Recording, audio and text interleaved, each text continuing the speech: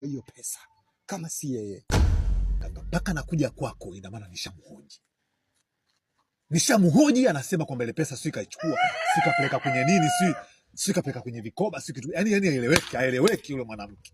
Unajua Milambo, wewe ni mzembe sana. Unajua haya maisha na hiyo pesa, na umeelekezwa kila kitu na mtaalamu, unatakiwa ufanye hiki ufanye hiki. Leo unakuja kuniambia maneno gani? Yani nikakuelewa nikusaidie nini? Kwa mfano nakupa plani, utafute pesa kwenye nyumba yako, unaweka pesa kizembe, unaweka pesa kizembe.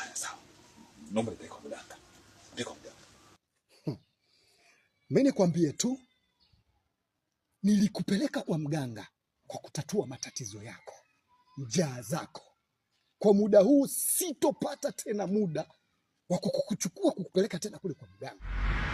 Ni lazima utafute pesa ilipo, kwa sababu mkeo amekiri na yeye anajua wapi alipoipeleka hiyo pesa. Hakikisha pesa inapatikana, alafu ndio kupeleka kwa mganga.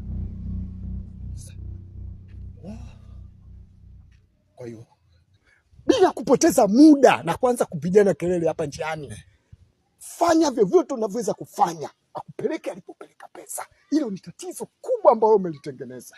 Sawa. Ndugu, shukrani. Tajua nifanyeje. Vitu vingine vizembe, ni bora ningebaki kuwa na njaa zake. Pesa kuna chanila kizembe wewe. Kufa maskini, unaona tu watu wanaishi, unaona tu watu wanakula, wanaendesha magari. Haipo ile pesa. Nafanyaje? Unaongea nini Milambo? Pesa? Kweli pesa unaiweka kizembe pesa? Brian, usio muda kunilaumu.